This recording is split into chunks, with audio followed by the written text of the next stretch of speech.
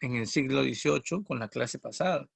El tema pasado es reformas borbónicas, ¿no? Un tema bastante amplio, bastante interesante también, porque nos mostraba cómo la familia Borbón, una familia francesa que había llegado al trono de España durante el siglo XVIII, había aplicado una serie de medidas, una serie de reformas, uh-huh, eh, para poder mejorar la administración, sobre todo de las colonias, y recuperar el poder económico que España había perdido, ¿no? Un poder económico sobre todo basado en la explotación de recursos y de mano de obra en sus colonias. Y así puedo preguntarte, ¿no? De repente, ¿te acuerdas a qué grupos religiosos se le expulsó del Perú dentro de las reformas borbónicas? Sobre todo por tener ideas antirregalistas, ideas contrarias ¿Jesuitas? a los jesuitas. Muy bien, excelente, claro, muy bien, los jesuitas. Muy bien. Ahora, también hemos visto cómo el virreinato del Perú se reduce de tamaño, de dimensión, porque en Sudamérica se van a crear otros territorios, dos capitanías generales, Venezuela y Chile, y dos virreinatos más, Nueva Granada y el Río de la Plata. Al crearse el virreinato del Río de la Plata, no te olvides que el territorio del Alto Perú, o lo que se conocía como Charcas, la audiencia de Charcas, y por un tiempo también Puno, formaron parte de este virreinato. O sea, hubo una separación de esa zona sur del virreinato peruano. Y eso va a ser muy importante, sobre todo para la siguiente clase. En el aspecto económico, recuerden que hay muchos impuestos, sobre todo comerciales, que se fueron elevando, incrementando. Pero hubo un impuesto que en vez de incrementarse se reduce para motivar sobre todo la explotación minera aquí. ¿Cómo se llama ese impuesto? A ver, ¿qué impuesto no se incrementa, sino más bien se reduce a la mitad? Muy bien, Karina, claro, muy bien. Es el llamado quinto real, ¿verdad? Que pasa a llamarse muy bien décimo real. Muy bien, Deva. Excelente. A ver, vamos chicos, el día de hoy tenemos que ver las rebeliones indígenas como una consecuencia directa de la aplicación de las reformas borbónicas. Así que hay que prestar atención aquí y hay que analizar esta parte.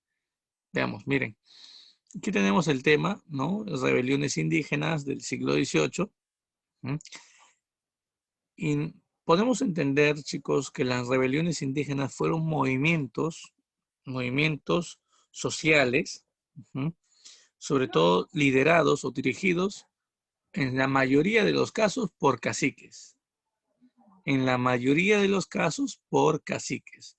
¿Se acuerdan ustedes quiénes son los caciques? A ver, vamos. A ver, ¿a quiénes llamábamos caciques?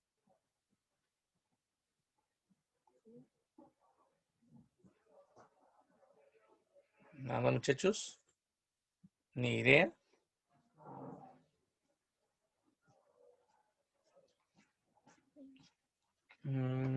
A los curas. No. No. ¿Que te has olvidado quiénes eran los caciques? No te pases, ¿ah? Ese tema lo hemos visto en Virreinato 2, me parece. Caciques. ¿Quiénes son los caciques? ¿Nadie?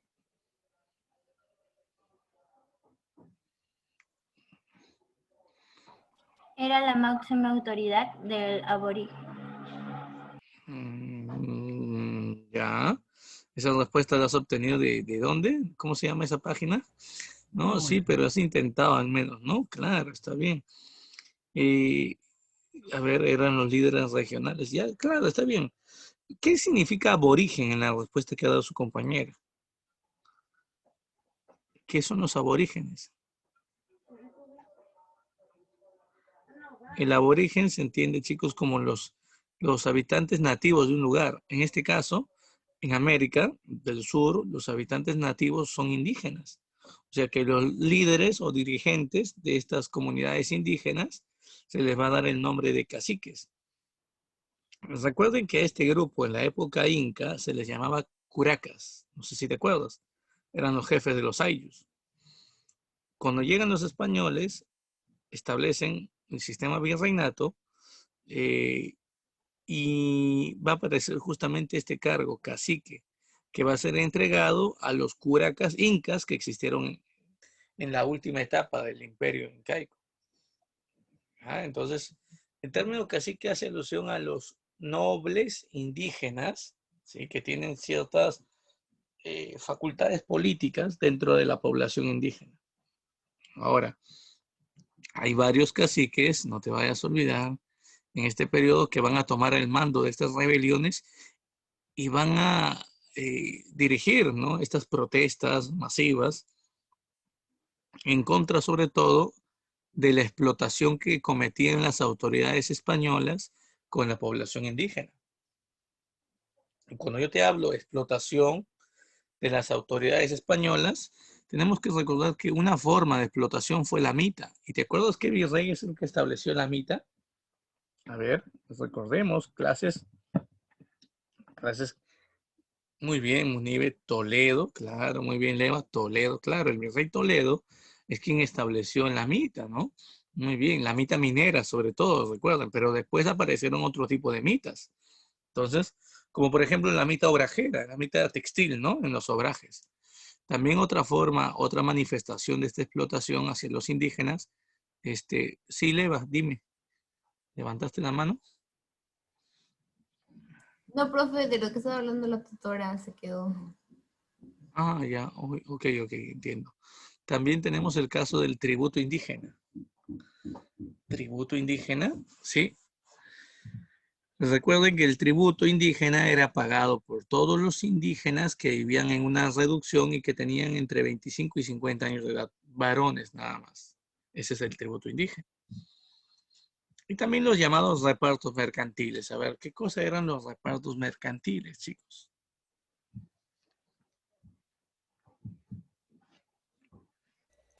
Ofrecían a los indígenas cosas que no necesitaban. Ya, claro, muy bien. Y no solamente los ofrecieron, le obligaron a a la población indígena a comprar estos productos, ¿no? Fueron obligados a comprarlos a precios altísimos. Eran productos innecesarios en la mayoría de los casos. Muy bien, Leva, claro, también, muy bien, Zabaleta. Ujú, muy bien. Ahora, yo te hago una pregunta. Hemos subrayado estos tres mecanismos de explotación. Dime la autoridad española, que era la que se beneficiaba directamente con estos tres mecanismos de explotación a la población indígena. ¿Quién era este personaje o quiénes eran estos personajes, estas autoridades que se beneficiaban con esto? ¿El virrey? No creo, ¿verdad? El virrey directamente no se beneficia con esto. ¿Quién se beneficia con eso, chicos? Claro, muy bien, Aarón, excelente. Excelente. ¿Que nadie más me va a responder, solamente Aarón? Ah, Condori, llame, muy bien. No, Munive, no. Te equivocaste, no es esa. No. Muy bien, Leva. Claro, las autoridades que se van a beneficiar directamente con estos mecanismos de explotación, en la mayoría de los casos, no son los únicos, obviamente, pero en la mayoría de los casos son los corregidores. Recuerden, estos que en teoría tenían la función de corregir todo abuso contra el indígena, pero en la práctica se convirtieron en los principales explotadores de ellos. Entonces, estamos resumiendo, y esto no es siempre, o sea, este concepto no es aplicado a todas las rebeliones, pero es aplicado a la mayoría de estas. Ya, la mayoría. Porque van a haber rebeliones que no van a ser dirigidas necesariamente por caciques. Y van a haber grupos que exploten al indígena y que no van a ser necesariamente los corregidores. Espero que me entiendas eso. En el día de hoy, por ejemplo, hablaremos de una rebelión que surgió no en contra de la explotación cometida por corregidores, ni tampoco fue dirigida por un cacique indígena. ¿Ya? Ese es un ejemplo, por eso digo que hay excepciones. Ahora, la pregunta es, ¿por qué el siglo XVIII? ¿Por qué el siglo XVIII es elegido bueno, ¿por qué en el siglo XVIII estallan una gran cantidad de rebeliones indígenas en las colonias de América? Y estoy hablando tanto, miren, cuando yo te digo colonias de América, España tenía dos virreinatos grandes, sobre todo, recuerden, para el siglo XVI y XVII. Por un lado tenemos al virreinato de Nueva España, que está, y recuerden que ya se habían creado 2 virreinatos más en Sudamérica, Nueva Granada, Río de la Plata y el Perú. ¿Por qué van a estallar en el siglo XVIII tantas rebeliones al interior de estos virreinatos, chicos? ¿Por qué el siglo XVIII? ¿Por qué no hubo tantas rebeliones de igual manera en el siglo XVI y en el siglo XVII? ¿Qué pasó en el siglo XVIII para que las rebeliones se multipliquen, se puede decir en número, y también se intensifiquen en fuerza?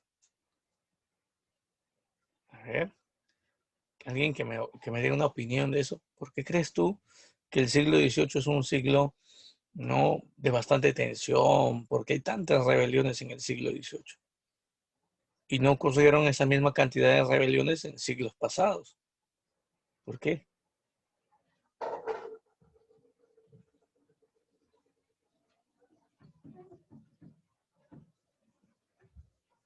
No hay ideas por ahí. Hemos empezado hablando de eso, chicos. Estaba fácil, ¿ah? Por ahí alguno de ustedes me dirá, profe, porque en el siglo XVIII los explotaban al indígena, pero también había explotación del indígena en el siglo XVI y en el siglo XVII. ¿Qué cambió con la explotación que se cometía al indígena? Con la aplicación de las reformas borbónicas, chicos, se incrementó ya la presión fiscal, o sea, el cobro del tributo indígena. Se incrementó, por ejemplo, la mita, ¿no? Se obligaba con mayor rigidez a trabajar en la mita. ¿Y se acuerdan qué pasó con los repartos mercantiles? Las reformas borbónicas modificaron algo en los repartos mercantiles. No sé si ustedes se acuerdan de eso. A ver. Ya era legal los repartos mercantiles ya. Muy bien, Munir, excelente. Eso era una práctica ilegal primero en el siglo XVI y XVII. Con las reformas borbónicas, los repartos mercantiles fueron legalizados. O sea que si tú, español, corregidor, cometías este tipo de abusos, no ibas a tener ninguna sanción, bajo ninguna forma, porque era algo legalizado por España. Entonces, eso había generado mayor y mayor explotación en los indígenas. Y estos cansados de toda esta carga tributaria alta, de los trabajos forzados y encima de la compra a precios elevadísimos de productos innecesarios, frente a esto se van a rebelar en mayor cantidad, pues. Y hablando de las rebeliones del siglo XVIII, por aquí podemos apreciar, miren, por aquí podemos apreciar nosotros una imagen que representa justamente a estas rebeliones, ¿no? A estas principales rebeliones que se dieron en Sudamérica en este contexto. Miren el mapa, Sudamérica. Bueno, no hay que mencionar sobre todo el caso de una historiadora llamada Scarlett O'Phelan. Ella es peruana, de ascendencia europea, obviamente por ese apellido. Y ella publicó hace algunos años atrás, chicos, ¿sí? Un texto, ¿no? Su texto ya tiene una serie de años, ¿ya? Porque fue publicado en 1988 y se titula Un siglo de rebeliones anticoloniales. Y analiza sobre todo las rebeliones que se van a desarrollar en Perú y en Bolivia desde el año 1700 hasta el año 1783. ¿Ya? O sea, 1700 es el inicio del siglo XVIII y 1783 es el año en que la rebelión de Túpac Amaru II termina siendo derrotada o vencido. Y analiza dentro de su obra y señala que existieron 140 revueltas y rebeliones en ese tiempo. ¿Ya? En Sudamérica, en Perú y Bolivia, nada más, chicos. 140 rebeliones, imagínate. La pregunta es, ¿por qué tantas rebeliones ocurridas ahí? Ya te he dicho, la respuesta a esa sería la aplicación de las reformas borbónicas que generaron una mayor explotación hacia la población indígena. Y aquí tenemos algunas rebeliones importantes que vamos a ir tocando en esta y la siguiente semana. Miren, tenemos por ejemplo la rebelión de Juan Santos Atahualpa, aquí está, que se terminó desarrollando sobre todo en la zona de la selva central, Tarma, La Merced, ¿no? Una zona llamada el Gran Pajonal. Ya, vamos a hablar hoy día de esta rebelión. Y tenemos también la rebelión, por ejemplo, en Bolivia, de Juan Vélez, de Córdoba, en una zona llamada Oruro. Oruro, también una zona minera de plata, pero no tanto como Potosí, tal vez, ¿no? Pero miren, esta rebelión también es importante, es de Bolivia, miren, la rebelión de Alejos Calatayud, en Bolivia, ¿no? Se dio esta rebelión también en 1730. Ujú. Y si se dan cuenta, son rebeliones, estas tres que he mencionado, son rebeliones que se van a desatar o desarrollar antes, ¿no? De la rebelión de Tupac Amaru II, que es la más importante de todas, ¿no? Las rebeliones indígenas que se dieron en Sudamérica, ¿no?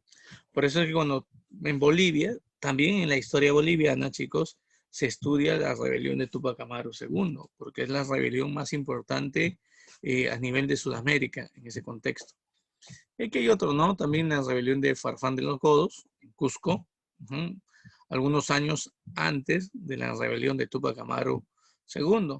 Así como también puedo citar yo de repente en Cusco la rebelión de Tambohuaxo, que se desató unos meses antes que estalle la rebelión de Tupac Amaru II. Ahora, miren el caso último.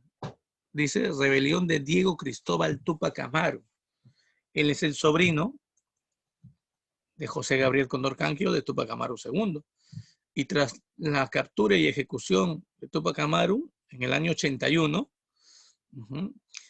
en esa fecha, su sobrino inicia un levantamiento, una rebelión en la meseta del Collado en territorio boliviano, ¿no? Eso también lo vamos a ver ya la siguiente semana. Y bueno, el día de hoy, sobre todo, chicos, tenemos que trabajar esta rebelión, miren, la rebelión del Gran Pajonal. Miren los años, por favor, 1742 a 1756. Hay algunos libros que establecen que el final de esta rebelión termina siendo en 1752. ¿Ya? Hay otros que señalan 56. No hay una fecha exacta, ¿no? El año en que termina la rebelión, ¿ya? Pero así terminase en 1752. ¿Se dan cuenta? El tiempo que dura la rebelión son cerca de 10 años, como mínimo, que termina durando esta rebelión. Y por eso es importante la rebelión del Gran Pajonal, porque es la rebelión que tuvo mayor duración, chicos. La rebelión que duró más tiempo. Eso es importante. Ahora, ¿quién es el líder de este movimiento rebelde? Si hablamos de un líder, aquí tenemos una imagen que representaría, que ilustraría a su líder. ¿Quién es? Su nombre es Juan Santos Atahualpa. Ahora, yo te hago una pregunta, chicos. ¿Juan Santos Atahualpa era indígena? Miren lo que dice aquí. Es un caudillo mestizo. ¿Mestizo, profe? Sí, entonces cuando yo te digo mestizo, tú me puedes decir, ¿qué cosa era un mestizo, chicos? A ver, ¿a quién le llamaban un mestizo en el virreinato, en la colonia? A ver, ¿quién era el mestizo? ¿Te acuerdas o no? Uy, no me digas que se han olvidado que es un mestizo, ¿eh? A ver, ¿Español Rodrigo. más indígena?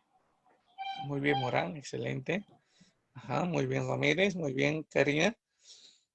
Muy bien, Munive, claro.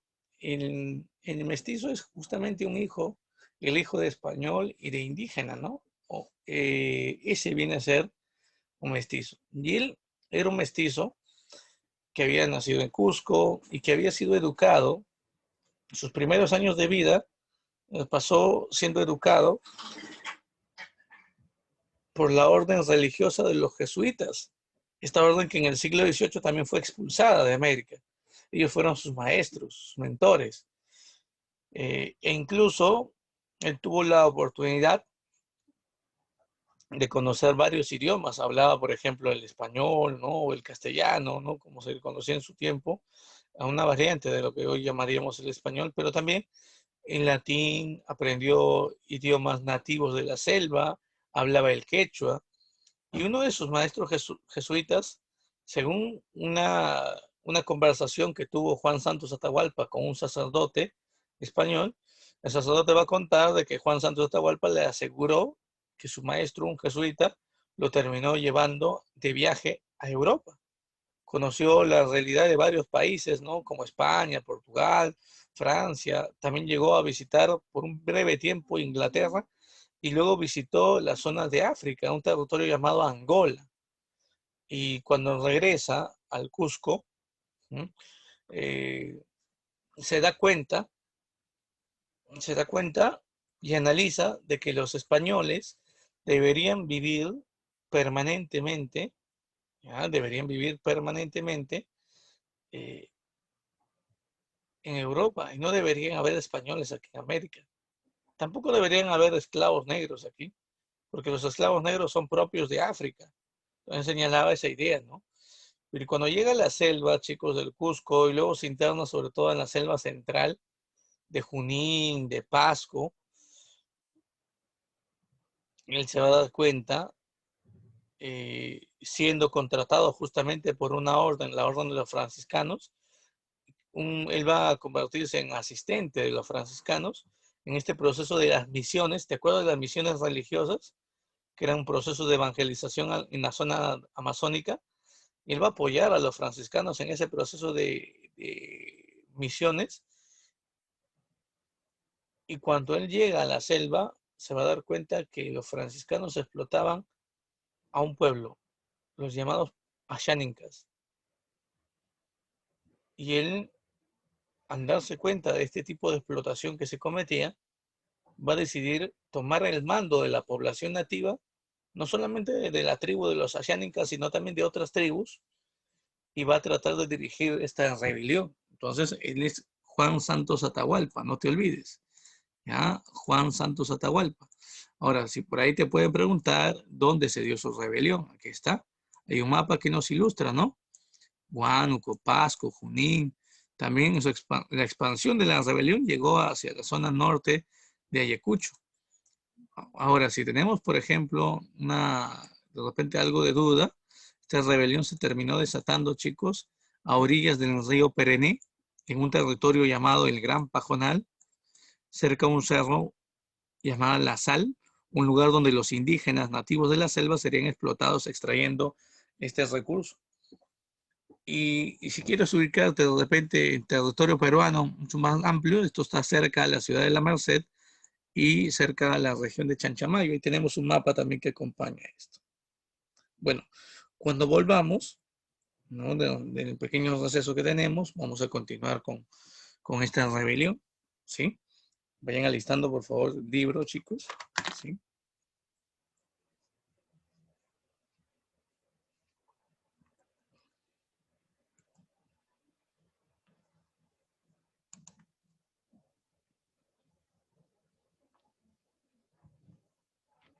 Traten de no demorarse, por favor, chicos, a la hora de conectarse, ¿sí?